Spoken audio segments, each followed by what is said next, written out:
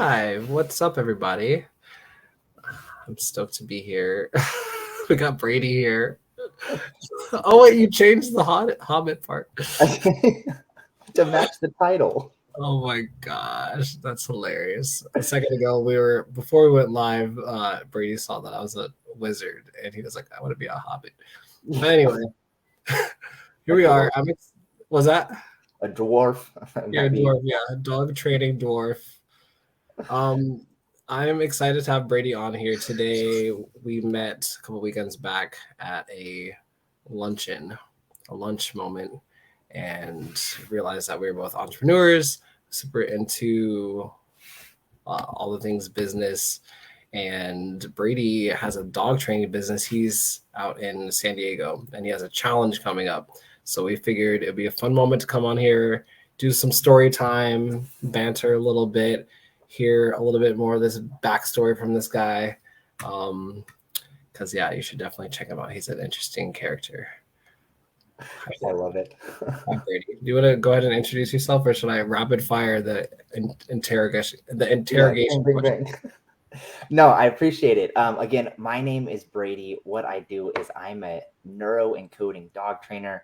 We'll get more into that later, but really I help owners communicate with their dogs better, get them to come when called, ask politely for the things that they want, or walk nicely on leash. So a little bit of everything. And yeah, Max, hats off to you. The luncheon that we were at was fabulous. The food was great. We won't get into that right now, I guess. But yeah, super bright person. And I appreciate you having me on. I'm excited to banter with you. Yeah, thanks, bro. Yeah. I love how you brought up the food because, anyway, we're not gonna go down that alleyway. I'm a little hungry, so now I'm sidetracked. I'm like, all I know, right? Me too. I'm waiting to eat lunch after this. right, let's eat a little bit of your story, bro. Why dog training? Out of all the Yeah, things that you could be doing in the world, what turned you onto that? that's a great question. Um, to begin, I am the oldest of six. So I came from a big family. So I was always in charge of stuff and had to keep an eye on the little kids, right? And make sure they get dinner and Make dressed sure and they're fed and watered. all that good stuff, right? And so it led me down a path of being kind of like a practical psychologist because I'm always trying to read their minds and guess what's wrong or what do they want. And I have some funny stories about my siblings. They would hold their breath until they passed out. Oh my god, that's It meta was as fuck. I love that. frightening. And I was 10 or 11 at the time. And I was holy shit. Oh my Have you ever god, seen a 1.5-year-old? Their face turns purple. It's terrible. that's But they would wake right back up. And so I had to figure out how to get them not to pass out, but to yeah, go to bed on time. So I'm always playing with these dynamics. yeah. And the time came, we grew up with a bunch of animals and dogs a lot. Unfortunately, all of our dogs were kind of like wild animals that knew not to poop and pee inside the house most of the time. But other than that, they would run away most days because they were bored, right? We didn't take them on many walks. And then ultimately we have to rehome them to someplace with a farm because they needed more place to run or something like that. So fast forward to me being 22 and I'm I'm going to get myself a dog in a small apartment down by the beach. And my life got turned upside down because you think getting a dog is easy. And then you actually have to do the stuff that is required of a dog. And you're wow, I'm missing parts of my carpet, or there's accidents, or there's a crazy dog next door now. And they like to yell at each other all day. It's what do I do? Yeah, and And the so, unexpected hospital visits that are bound to ensue. oh man, that's the worst, right? You eat a sock or there's these foxtails and they're super duper annoying. They're flaring up right now and they'll get stuck up your dog's nose and they'll make it all the way down. And it's you have to go put them to sleep, get surgery. It's wild. Wow. And so, yeah, I've learned a lot about pet insurance and accidents and preventing accidents. Yeah. So this took me down this whole path, right? And then I'm I had to study, I had to learn, and so I did it. Nice. So that's how I got started.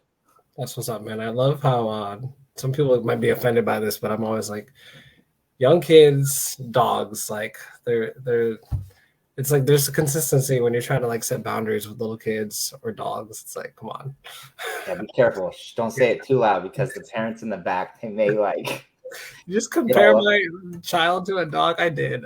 We went there already.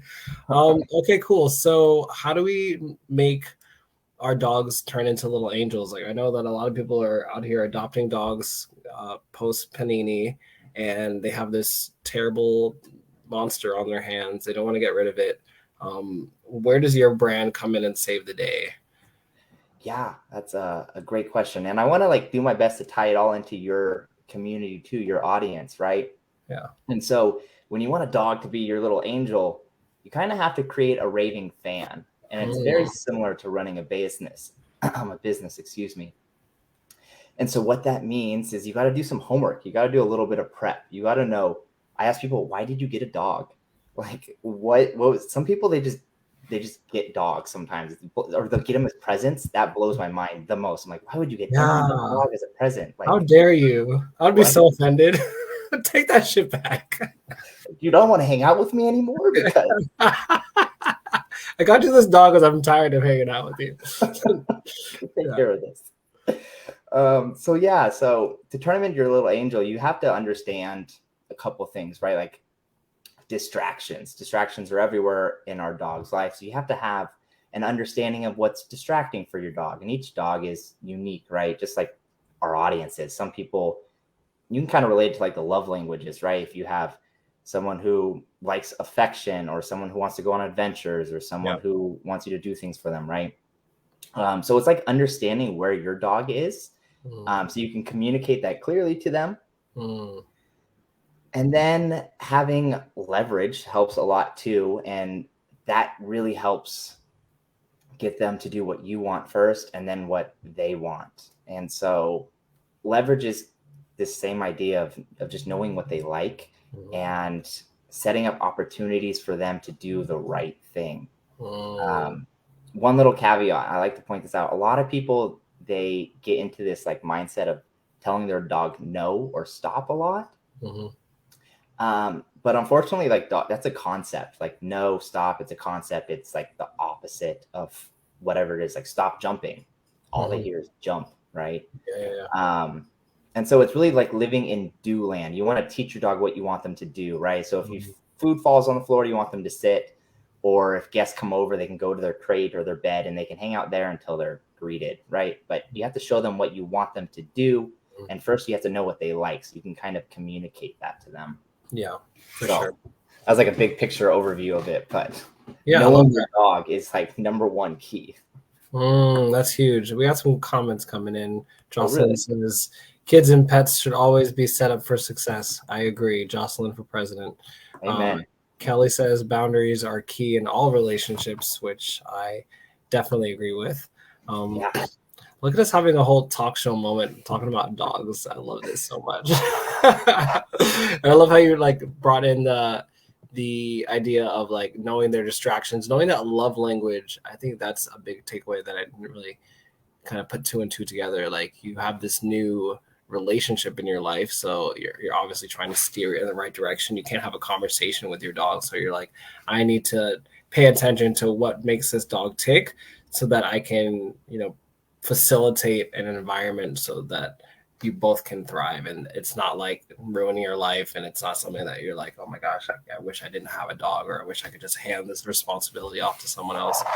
And we can talk about that too, because those thoughts definitely pop up in my mind. Like people ask me, like, should I get a dog? And I'm like, let's talk about this, because if I were to redo it, I don't know if I would, to be honest. Like it's taken my life in this whole new direction, which has been amazing. I love doing what I'm doing. It was overwhelming at first, and it was a little bit stressful, and there's some skills to learn. And obviously I don't regret any of it, but making sure that you're like certain that you want a dog is like super duper important. Yeah, that's huge.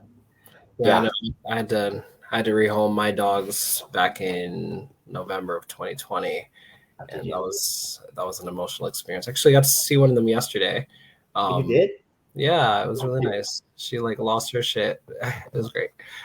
I bet she was just like so excited to see Yeah, you. yeah. You got like Go ahead. peak pandemic too. Mm. Is when you adopted her, or is that just when like No, how? no. I got her back in 2018. I was lonely, so that's probably something that people can relate to. They're like, "Oh, I'm a lonely fucker. I need like some interaction." So I needed an adventure buddy. I got mine from the pound. So I just like when it comes to how I thought I should train it, I just kind of use what was modeled to me, just like fucking spanking them, or um, I mean, after Raise your every voice louder.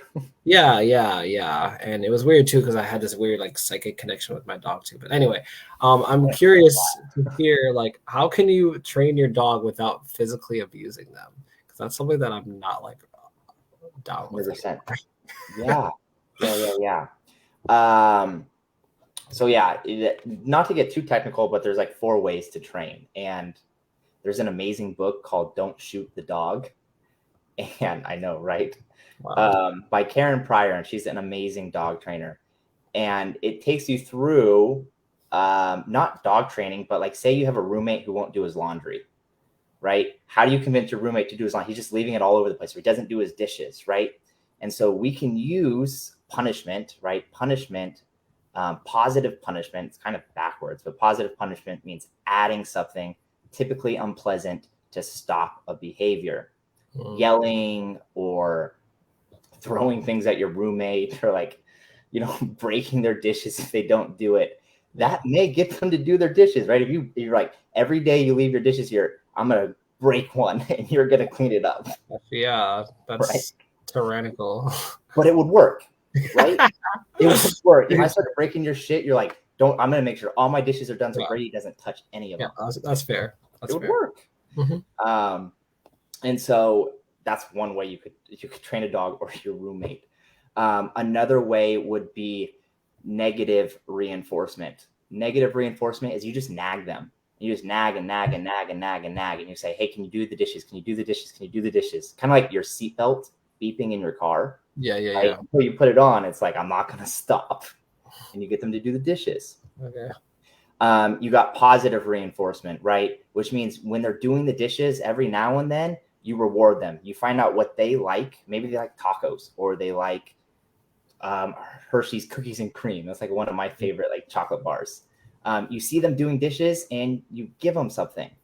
Kind of like, I don't know if you watch The Office, but Jim and Dwight, they always have this like prank work going on. And Jim trained Dwight every time he turned on his computer to like ask for a mint. And so you link these things together. So your roommate would start doing the dishes, and then he's like, "Where's my candy?" And you're like, "Oh, here you go." And you reward them. Yeah. Right?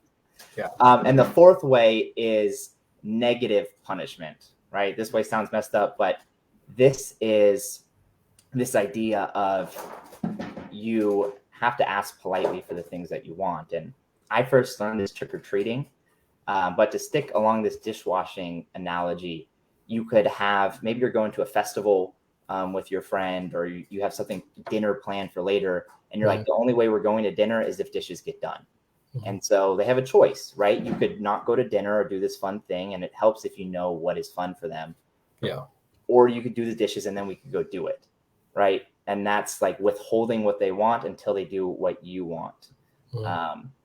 And so those would be the 4 ways that you would train a dog. You can train a dog, right? I only do positive reinforcement and negative punishment, right?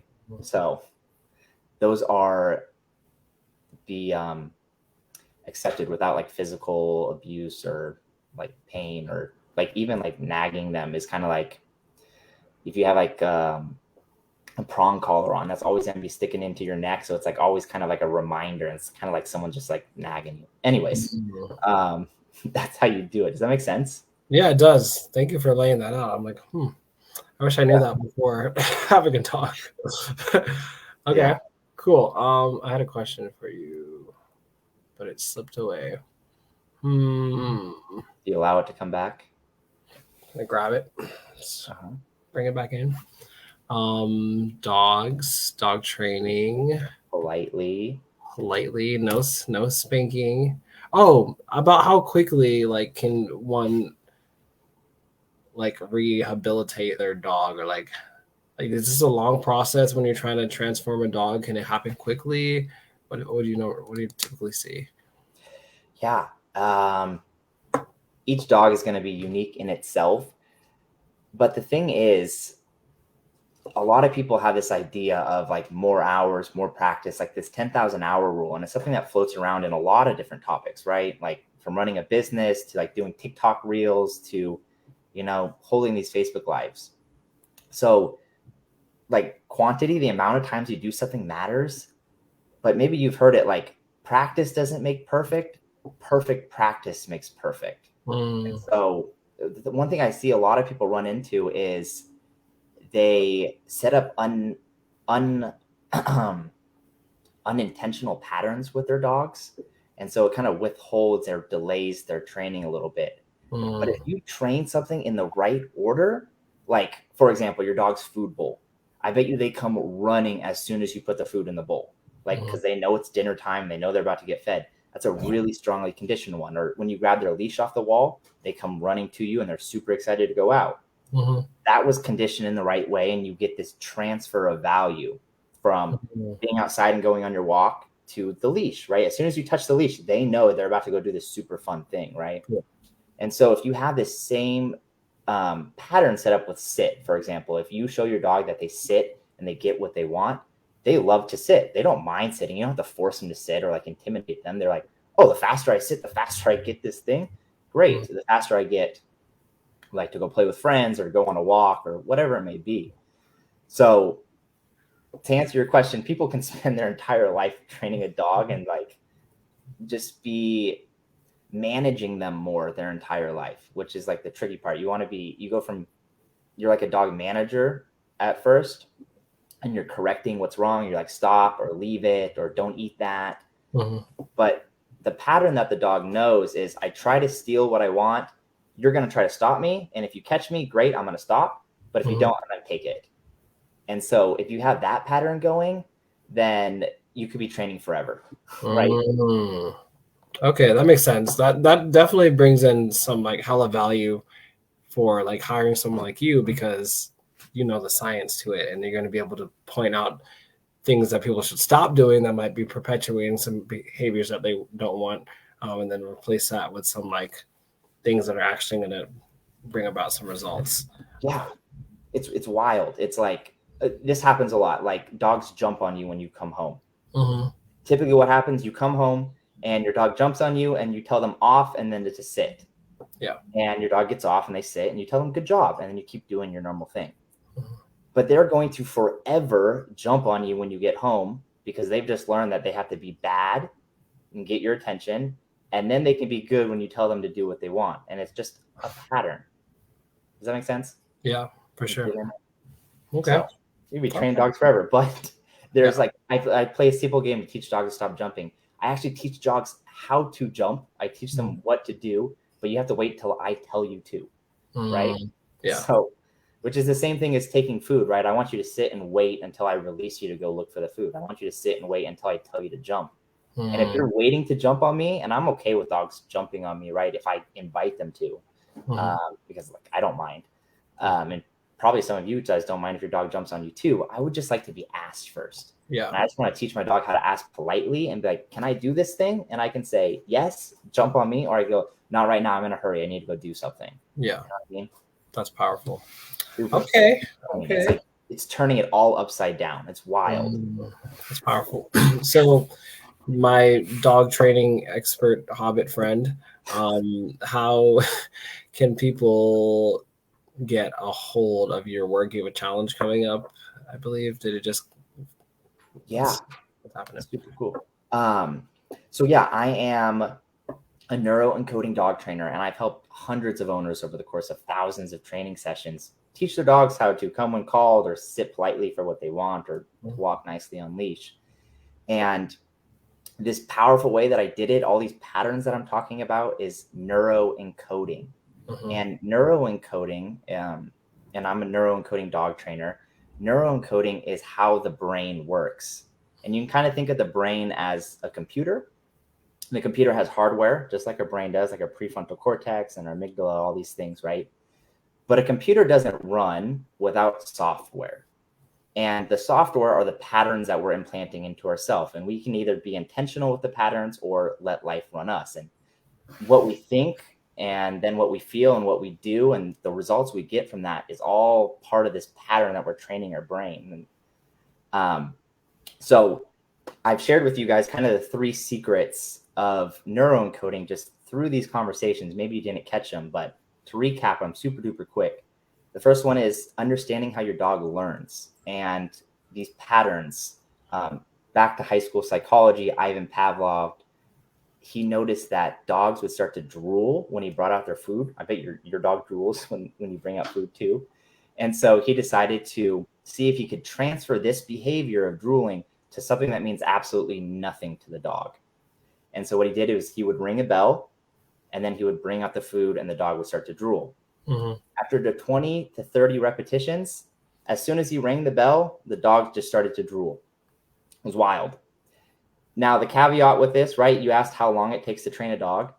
He did this 3 ways. The first way I just described, 20 to 30 times, and he transferred it to the bell. As soon as he rang the bell, the dog would start to drool. It was like they were hypnotized. Mm-hmm. He did it where he brought out the food and then rang the bell, or he brought out the food and rang the bell at the same time. He did that over 1,000 times. Nothing changed, right? The dog didn't learn. And it's just wild. So doing things in the right order will drastically change how fast you get results. You can over 1,000 times faster just doing things in the right order. And what this means is it's already happening all over the place for you, right? And most of the time people don't realize their dog's being bad in order to be good, kind of like I pointed out with them jumping on you. So what do we do about this is we want to set up intentional patterns. And that's what I do. I help point out intentional patterns, such as I see a lot of dogs run away from their owners as soon as they reach their hand out. They're like, come, and they reach their hand out and their dog's like, peace. Yeah. I know what that means, right? And they've formed the pattern. When I see your hand, something bad's going to happen. I'm leaving the park or I'm leaving my friends or I'm in trouble typically. Mm-hmm. And if you try to reach and grab your dog's collar, a lot of them are kind of uncomfortable. They're like, why are you doing this? What's wrong? Mm-hmm. If you're at home, right, your dog's nearby, just try to grab their collar, right? And just see how comfortable they are. What we do is we set up positive patterns, such as when you see my hand, now you associate it to going on a walk or to getting your dinner or to positive things. So you run to me as fast as possible so we can go do fun things, and you start changing their association. So what I do is I help you realize these patterns. Cool. Now, I don't know if you're thinking this, Max. You're like, did I really train my dog to be bad? Right? You're like, is this probably like legit? Like, what is he talking about? Because like every dog trainer I've told me I've had to correct these behaviors, and I had to teach them I got to be the one in charge. And you do want to be a leader, right? I consider myself a leader.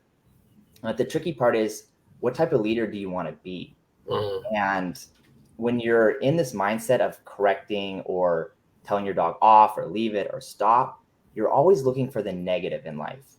And I believe you become a person when you train your dog, right? Like whatever methods you use is going to be who you become, how you lead. And so I want to lead with methods where I show my dog how to be correct, and then I can celebrate them more for doing the right thing, rather than constantly looking for what's wrong, right? Or what they're doing wrong. And that just involves just changing up some of the patterns. It's super simple, right? And so what this does is it takes you from being a dog manager to being a dog owner, which is totally different, right? It's like you trust your dog to make the right choices and to do the right thing because you've shown them what's polite, rather than you always have to like stop them and cut them off from doing what they want. Yeah. So what I created, me being a neuro-encoding dog trainer and helping people do this, I've trained a pig to paint. And what I do is I help keep people accountable, and I show them new patterns that they can play. And so what I did is I created the 5-4-30 challenge. And there's going to be a link somewhere in here, but if you commit to training your dog for just 5 minutes a day over 30 days, you'll be with me live, and I can help point out these patterns and help keep you accountable. And this challenge is going on. It starts It's April 11th. And honestly, I don't know how many more times we're going to do it, just because it is like a unique, limited time opportunity. So what you can do is you can get signed up today while it's still available, while there's spots still available. And honestly, I just can't wait to share with you the results inside for holistic, game-based dog owners, probably just like you, who are struggling with getting their dog to come or ask politely for what they want, or even walking on leash. There's all games for all sorts of stuff, right? And you make it fun for them. So there's a VIP offer too, which is super duper cool. But we're not talking about that right now. We're talking about the 5 for 30 challenge and how amazing that is, because it just revolutionized just the way I see not only dogs, but people. Heck, I use it to train myself. Like, if I want to eat more vegetables, I make sure I have a tasty dessert lined up. Mm-hmm. Or sometimes I get beat up surfing or doing jujitsu, so I go get a burrito after. And I link these things together. So I want to go do jujitsu, I do the hard thing, and then I get the thing that I want. Yeah. And I think that's all life is doing the hard work and then reaping the benefits. But you have to train yourself how to do this. Like using your brain, you have to code it, right? Otherwise, it's coding you, and then you've already lost. Fantastic, dude. Fucking Kayla says this is so badass, and I agree. Nice. And I will say, you wanted to skip past the VIP part, but a lot of people in my audience are VIP bitches. So okay, we like we want options. Tell us our options, baby boy. Yeah, if you guys watch Inventing Anna, VIP is always better. You just got to work a little bit more. And so with this VIP, you're going to get lifetime access to these videos and games, so you can go back and review them. You're going to get a post Q&A with me, right? Because every dog's unique, as I point out with these love languages. So maybe we need to work together about how to set up a pattern for your dog that's specific for them, and you can ask me that. Mm-hmm. And there is an awesome raffle. A dear friend of mine, she owns a company called Branch and Sparrow, and she helps children who are dealing with some sort of illness. Sometimes it's cancer, some other type of illness. And she helps bring them a little bit more joy and happiness by painting these custom pieces of art for them. And so by signing up for VIP, you get 5 raffles to get your own piece of artwork, which would also pay for a child to get a piece of artwork for themselves. 2 more things in the VIP is I trained a pig to paint, right? Super cool. I work with a nonprofit up in Campo, California, where they take in abused, neglected, and unwanted farm animals.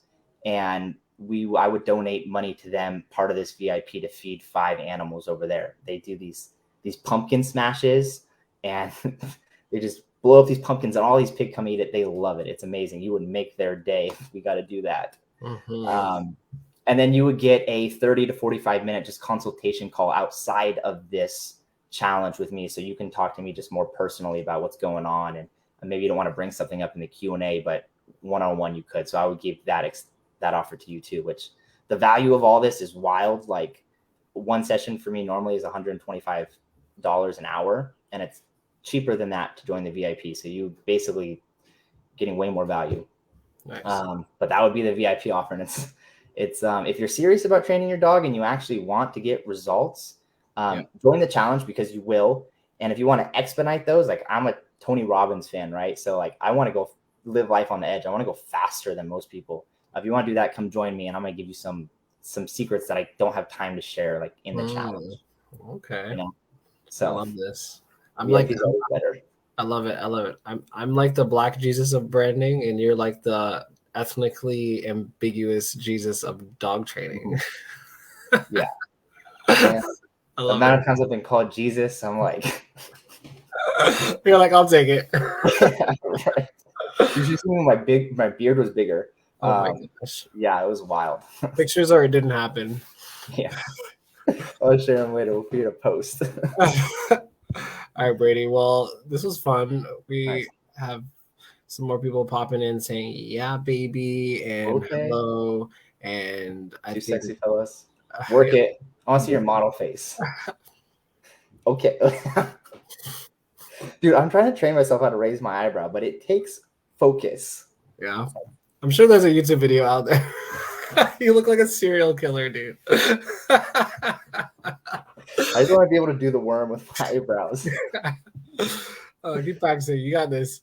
Okay. All right, my boy. This was amazing. Thank you for dripping all your wisdom all over the place. This is great. Go follow Brady. He's on Instagram. What's your Instagram? It's ND Dog Training. Got it. So it stands for New Direction Dog Training. New Direction Dog Training. Now you know, people. Now you know. All right. Thanks for watching, people. Much love. Yeah, thanks for tuning in. See you on the next one. Goodbye.